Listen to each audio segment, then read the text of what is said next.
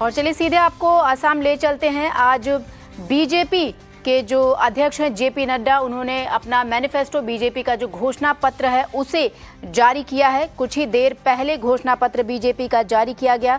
असम विधानसभा की 126 विधानसभा सीटों में 3 चरणों में चुनाव होने वाले हैं। आपको बता दें कि जो घोषणा पत्र है उसे रिलीज कर दिया गया है। बीजेपी अध्यक्ष जेपी नड्डा ने अपना ये जो संकल्प पत्र है, घोषणा पत्र है, उसे रिलीज किया। आइए सुनते हैं क्या कुछ कहा उन्होंने।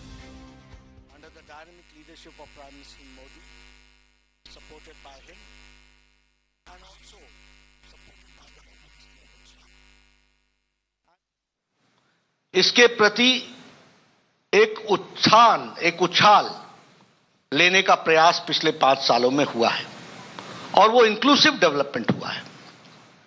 जड़ मूल से पड़ी हुई समस्याओं का निवारण से लेकर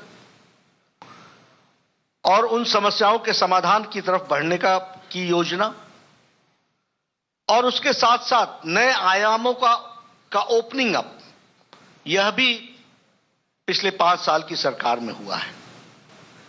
जब हम कहते हैं कि वी आर वर्किंग टायरलेसली, तो हमारा उद्देश्य रहा जाति, माटी और बेटी, इन सबको स्ट्रेंथन करने का रहा, और इसके साथ साथ संस्कृति की रक्षा, असम प्रदेश की सुरक्षा और समृद्धि, इसके प्रति हमारी कमिटमेंट रही है और उसको लेकर के हम आगे बढ़े हैं। Now I can say that at this point of time we have gained momentum of development. एक विकास का मोमेंटम, एक गति आई है, and now we are stand for a big leap. एक लंबी उछाल लेने की ताकत रखते हुए एक आकांक्षाओं के साथ हम अगले 5 साल को देखते हैं। This is the difference.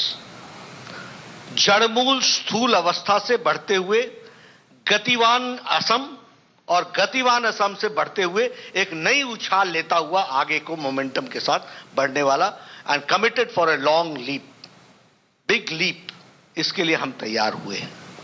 और इसीलिए आकांक्षी योजनाओं के साथ साथ अपने आप को बढ़ाने के लिए हम लोगों ने कोशिश की है कि हम पूरी ताकत के साथ आगे बढ़े, और हमने अपनी बातों को 10 कमिटमेंट्स के साथ, संकल्प के साथ आप सबके सामने रखने का तय किया है। There are many issues. As I said that the development has been inclusive and will remain inclusive.